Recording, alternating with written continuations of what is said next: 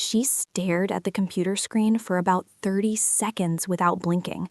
Right there, in that file she wasn't supposed to have opened, was the proof of everything. Not a vague suspicion, not a misunderstanding. Real proof, documented with names, amounts, and dates that her mother-in-law had been stealing from her own family. And the worst part wasn't even that. The worst part was that the trip was booked for 3 days from now. This story actually happened, and it takes a turn you won't see coming. Let me tell you how it all started. Mariana was 34 years old, had been married to Felipe for 6 years, and from the very beginning of the relationship, she knew that her mother-in-law, Doña Vera, was a difficult woman. Not difficult the way most mother-in-laws are, that thing where they give too many opinions, call all the time, act like their son still needs them for everything. Doña Vera was different. She was calculated. Every word she said had a purpose. Every move had a plan behind it. But Mariana was patient. She always believed that time fixes things, that people change, that maybe the mother-in-law would warm up to her eventually. 6 years went by, and that never happened. Her husband, Felipe, was a business partner with his father in a building materials distribution company, a company that his father, Seu Antonio, had built from nothing over 30 years of work. A solid company with longtime employees, loyal clients, and a financial structure that took decades to build. And Doña Vera, Seu Antonio's wife, always had unlimited access to the company's accounts. Not because she worked there, but because her husband trusted her completely. That was the biggest problem. Everything started with a trip. Doña Vera announced at the dinner table one Sunday that she and 3 friends were going on a trip to Europe. 15 days, Portugal, Spain, and France. She had already researched everything, had the numbers in her head, and presented the plan like it was the most normal thing in the world, like she was ordering breakfast. Felipe looked at his father smiled, and said she deserved it, that she had worked hard her whole life, that it was time for her to enjoy herself. Mariana stayed quiet. Not because she thought there was anything wrong with her mother-in-law traveling. There's nothing wrong with a trip. The problem was that same month, Felipe and his father had a serious meeting about the company's employee pension fund. That fund was managed internally and had a deficit that nobody could explain. The numbers didn't add up. Around $80,000 had disappeared over 18 months in small withdrawals. 2,000 here, 3,000 there, in a way that almost seemed deliberately hard to track. Felipe had hired an outside accountant to run an audit. The audit was still in progress, and Doña Vera's trip would cost exactly $72,000. Mariana didn't say anything at that dinner, but she made a mental note. The following week, while Felipe was away on a work trip, Doña Vera asked Mariana to stop by the company to pick up some documents she had left there. She said she couldn't go herself because her schedule was packed with pre-trip appointments, doctor's visits, required vaccines for entry into certain countries, that kind of thing. Mariana went. She was known at the company, everyone knew who she was, and the receptionist let her in without question. She went to the room where the administrative files were kept, found the envelope Doña Vera had asked for, and was about to leave when a folder sitting on top of the desk fell to the floor. It was a financial control folder for the pension fund. The papers scattered across the floor. Mariana started picking them up, and as she did, her eyes swept across the pages out of pure reflex. She wasn't snooping on purpose, but what she saw made her stop mid-motion, crouched on the floor, papers in hand. There was a history of transfers, small ones, frequent, always going to the same account, an account under the name Vera Cristina Almeida Fonseca, her mother-in-law's full name. Mariana stared at it for 30 seconds without blinking. She gathered the papers, put them back in the folder, grabbed the envelope she had come to pick up, and left the company like nothing had happened, said goodbye to the receptionist, thanked her, walked to the car, and sat there for 20 minutes without starting the engine. Her first instinct was to call Felipe, but she held that back. Not because she didn't trust her husband, but because she knew that if she called right now in this state, she would say the wrong things, she would get emotional, and she would risk the news reaching Doña Vera before anything was properly documented. Her second instinct was to confront her mother-in-law directly. She held that one back too. Mariana was a lawyer. She knew exactly what needed to happen before any confrontation. Solid evidence, documented with a traceable source. She went home, opened her laptop, and started digging. Using her mother-in-law's name and the details she had memorized from the pages on the floor, she started building a timeline. And the more she pulled the thread, the more the whole thing unraveled.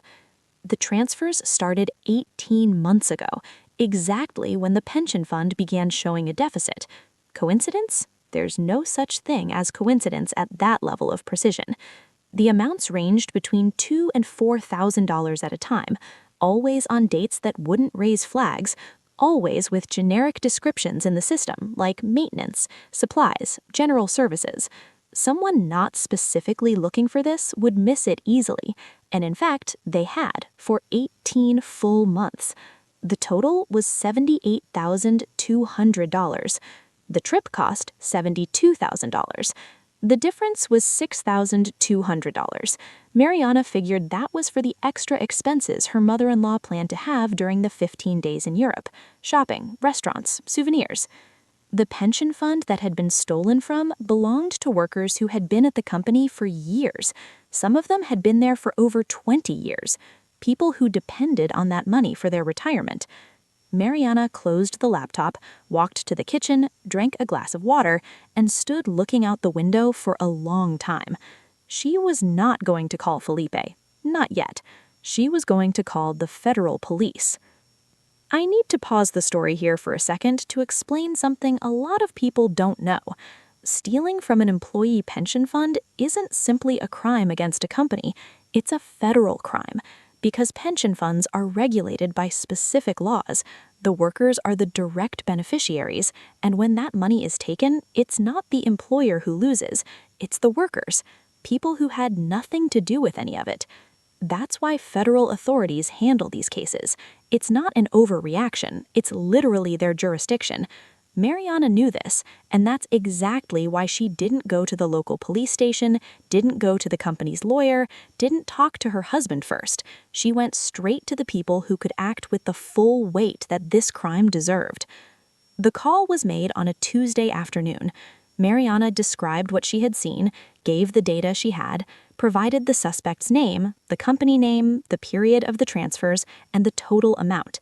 The person on the other end asked her to formalize the report in writing and send the documents she had access to for a preliminary review.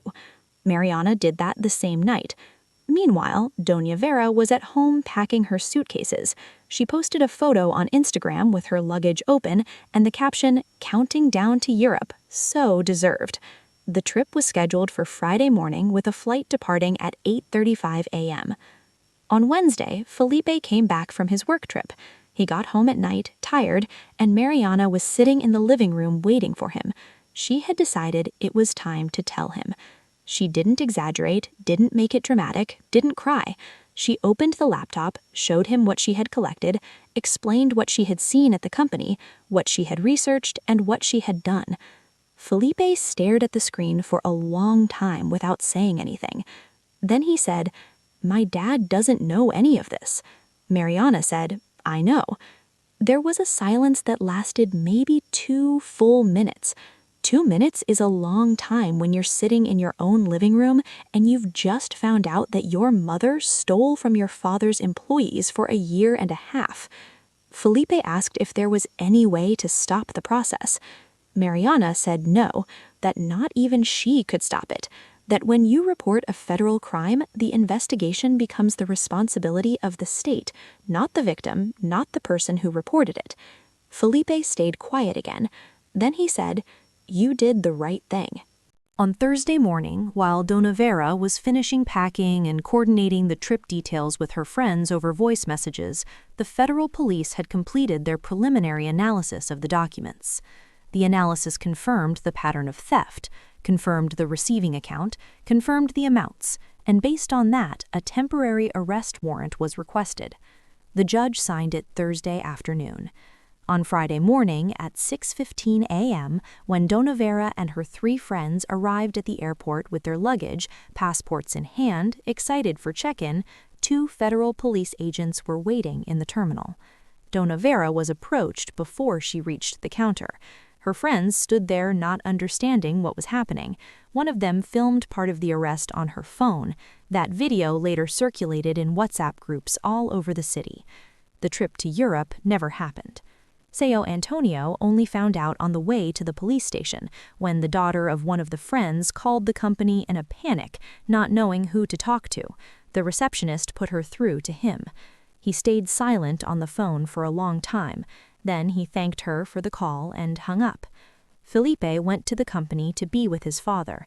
Mariana didn't go that day. She understood it was a moment that father and son needed to have together without her in the middle. That night, Sao Antonio called Mariana. He didn't say much, but he said enough. He said, "Thank you for protecting my company and my employees. I should have seen this before." Mariana said she had done what needed to be done. The legal process took several months. Dona Vera was held in temporary custody, then released with restrictions, but the criminal case continued. Her defense tried to argue she had authorization to use company funds, but authorization to use company funds is not authorization to steal from the employee pension fund. Those are completely different things under the law. The employee's money was partially recovered through the seizure of Vera's assets. The trip to Europe obviously never happened, and the Instagram photos of the packed suitcases were deleted, but screenshots had already been taken by plenty of people. Mariana and Felipe's marriage survived. It wasn't easy. There were hard conversations, heavy nights, moments where Felipe was torn between what he felt as a husband and what he felt as a son, watching a family that had been destroyed from the inside by someone who should have been protecting it. But they stayed together, and years later, Felipe told Mariana that the moment he knew he had made the right choice in life was that Wednesday night when she sat down in the living room, opened the laptop, and showed him the truth without drama, without accusation, with calm and with proof. This story has one lesson I want to leave you with before I go. Calm is not weakness. Mariana could have confronted her mother-in-law that afternoon at the company. She could have left angry and sent a message to the family chat. She could have called her husband in a panic. She could have done anything impulsive that would have destroyed the evidence, tipped off the suspect, and maybe let the whole crime go unpunished. She didn't do any of that. She took a breath, thought clearly, and acted in the way that would cause the greatest real impact, not the greatest emotional impact, the greatest real impact. And that's exactly why it worked. Sometimes the most powerful response isn't the one you scream out loud, it's the one you build quietly, piece by piece, until there's nothing left for the other person to say. If you want to see more stories like this one, subscribe to the channel.